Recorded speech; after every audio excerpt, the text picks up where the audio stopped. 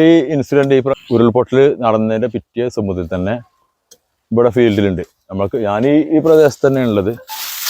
പിന്നെ അന്നൊക്കെ ഇപ്പോൾ ഇന്നത്തെ അപേക്ഷിച്ച് അന്നൊക്കെ വളരെ ഭയാനകമായിരുന്നു. കാരണം ശരീര അവയവങ്ങളാണ് കൂടുതൽ കിട്ടിക്കൊണ്ടിരുന്നത്. ഇപ്പം നമ്മളൊക്കെ ന്യൂസിലൊക്കെ കേൾക്കുന്ന പോലെ തന്നെ കൂടുതലും അവയവങ്ങളാണ്. അതായത് ശരീരത്തിൻ്റെ അരഭാഗത്തിൻ്റെ മുകളിൽ ചെറിയ കുട്ടികളെ പിന്നെ കളിപ്പാട്ടങ്ങളൊക്കെ കാണുമ്പോൾ നമുക്ക് ഭയങ്കര വിഷമ. അതേപോലെ പിന്നെ കാല് കൈ ഇപ്പം നമുക്ക് ഇന്നാളിപ്പോൾ ഇവിടുന്ന് താഴ്ന്ന് ഒരു കാലിട്ടി. അപ്പോൾ അത് സ്ത്രീയുടെ പുരുഷൻ്റെ നമ്മളിങ്ങനെ നോക്കുന്ന സമയത്ത് മൈലാഞ്ചിൻ്റെ അടയാളം കണ്ടപ്പോൾ നമ്മളെ ഒരു സഹപ്രവർത്തകൻ്റെ നിയാസ് അവരാണ് അതിനെടുത്തത്. ഇപ്പോൾ അത് അന്ന് മുതൽ ഇന്ന് വരെ നമ്മൾ ഫീൽഡിൽ തന്നെയാണ്. പിന്നെ പാർട്ടിൻ്റെ മണ്ഡലം കമ്മിറ്റിൻ്റെ നിർദ്ദേശപ്രകാരം ആണ് മേൽനോട്ടത്തിൽ, നിർദ്ദേശപ്രകാരം എന്നല്ല, ഇതൊക്കെ നടക്കുമ്പോൾ മേൽനോട്ടത്തിലാണ് നമ്മൾ ഇത്തരം പ്രവർത്തനങ്ങൾ ഏകോപിപ്പിച്ച് കൊണ്ടുപോകുന്നത്.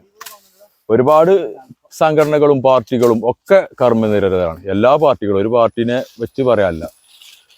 ഇന്നത്തെ ദിവസം ഇപ്പോൾ മുകളിൽ നിന്ന് ഇതേപോലെ ഒന്ന് കിട്ടി. ഇപ്പം താഴെ വേറെ ഏതൊരു പിന്നെ ഇവിടുത്തെ പ്രദേശവാസികൾ തന്നെ അവിടുന്ന് ഒന്ന് കിട്ടി, ബോഡി കിട്ടിയെന്ന് പറഞ്ഞു. ഏതായാലും ഭക്ഷണം കാര്യങ്ങളൊക്കെ എന്ന് പറഞ്ഞാൽ ഇപ്പം ഇന്നൊക്കെ ഭക്ഷണത്തിന് വലിയ പ്രശ്നമല്ല. വെച്ചാൽ ഇന്ന് കൂടുതൽ റഷ്യൽ ഏരിയ ഒക്കെ കഴിഞ്ഞു, ഫോറസ്റ്റ് മലൻ്റെ ഉള്ളൊക്കെ കഴിഞ്ഞു. ഇപ്പോൾ ഇവിടെയൊക്കെ വീടുകളും സംഗതികളൊക്കെ ഉണ്ടാകുമ്പോൾ നമ്മൾ തന്നെ വേറെ ഒന്നല്ല, ഒക്കെ അവനാൻ്റെ പണിയൊക്കെ ഒഴിവാക്കി ഒക്കെ വരും തന്നെയാണ്. ഇന്ന് നമ്മൾ പുഴയിലിറങ്ങി തെരച്ചിലുണ്ട്. പിന്നെ പുഴയിലിറങ്ങി ഞങ്ങൾ അന്ന് വ്യത്യാസം തന്നെ കാലിയാറിൻ്റെ 2 ഇതിലും ട്യൂബ് ഇട്ടിട്ട് ഇപ്പോൾ നമ്മളെ സുഹൃത്തുക്കളുണ്ട്, ചിലപ്പോൾ നിങ്ങൾക്ക് പരിചയം ഉണ്ടാവുമായിരിക്കും, നിയാസ് അതേപോലെ മുജീബ് കാട്ടിച്ചിറ ഓരോ നേതൃത്വത്തിൽ പുഴയിൽ 2 സൈഡിലും പിന്നെ കുറേ നാട്ടുകാരും പല ആളുകളും ഉണ്ടായിരുന്നു. എല്ലാവരും വെള്ളം ഒരുപാട് ഉള്ളപ്പോൾ ഏകദേശം അത്രത്തോളം കയറി ഇറങ്ങിയ സമയത്ത് ഫസ്റ്റ് ആ കുട്ടീൻ്റെ മൃതദേഹം കിട്ടിയതിന് ശേഷമാണ് ഇതിൽ ഒഴുകി വന്ന സംഗതികൾ അറിഞ്ഞത്.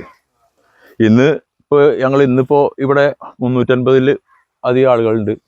മിഷൻ മാസ് തെരച്ചിൽ പറഞ്ഞാൽ ഇപ്പോൾ ഇത് ടീമാണ്. 10 പേർക്ക് ഒരു ക്യാപ്റ്റൻ എന്ന രീതിയിൽ ഇപ്പോൾ ചാലിയാർ കരിമ്പുഴ വരെ, മുണ്ടേരി മുതൽ കരിമ്പുഴ വരെ ഇന്ന് തെരഞ്ഞുകൊണ്ടിരിക്കുകയാണ് പല ഭാഗങ്ങളിലും. ഇതൊക്കെയാണ് വളരെ വേദനാജനകം, ഭയാനകം എന്നൊക്കെ പറയാം. ഒന്നാമത് സാധാരണ നമ്മൾ കാണുന്ന ആക്സിഡന്റും അപകടങ്ങളും വെള്ളപ്പൊക്കങ്ങളും ഇവിടെ കവളപ്പാറയൊക്കെ കുറേ നടന്നിട്ടുണ്ട്, കുറേ ദാരുണമായ മരണങ്ങളൊക്കെ ഉണ്ടായിട്ട്. പക്ഷെ അവയവങ്ങൾ പൊറുക്കിയെടുക്കുന്ന രീതിയിൽ ഇവിടെ ആദ്യമായിട്ടാണ്. ഇതിനു മുമ്പും കേരളത്തിലൊന്നും കേട്ടിട്ടില്ല ഇത്രത്തോളം അവയവങ്ങൾ ഒഴുകി വന്നതും. 1 കിലോമീറ്ററുകൾ മുകളിലാണ് ഉരുൾപൊട്ടിയിട്ടുള്ളത്. ഇപ്പം നമ്മൾ നിൽക്കുന്നത് പോത്തല്ലാണ്.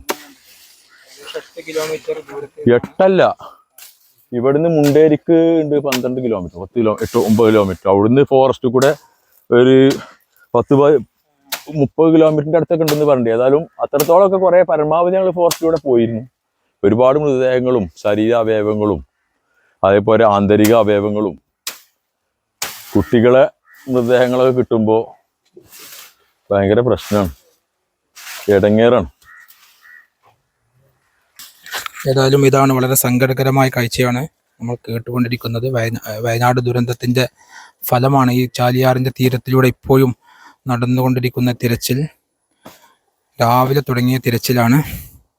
അവസാനമായിട്ട് ഒരു നോക്കു കാണാൻ വേണ്ടി ഉറ്റവരൊക്കെ പ്രതീക്ഷയോടെ കാത്തിരിക്കുന്നവർക്ക് വേണ്ടിയിട്ട് എല്ലാ ജോലിയും എല്ലാം ഒഴിവാക്കിക്കൊണ്ട് സന്നദ്ധ സേവനത്തിലിറങ്ങിയ ഒരുപാട് ആളുകൾ, എല്ലാ വിഭാഗം ആളുകളുണ്ട്. ഇപ്പോൾ ഈ കാണുന്നത് SDPI വളണ്ടിയേഴ്സ് ആണ്. അതുപോലെ തന്നെ DYFI യൂത്ത് ബ്രിഗേഡ് ഉണ്ട്, വെയിറ്റ് ഗാർഡുണ്ട്, ടീം വെൽഫെയർ ഉണ്ട്, നാട്ടുകാരുണ്ട്, സന്നദ്ധ പ്രവർത്തകർ എല്ലാവരും ഒറ്റ മെയ്യായിട്ട് പ്രവർത്തിച്ചുകൊണ്ടിരിക്കുന്ന കാഴ്ചകളാണ് ഇപ്പോൾ നമ്മൾ ചാലിയാറിൻ്റെ തീരത്ത് നിന്ന് കണ്ടുകൊണ്ടിരിക്കുന്നത്.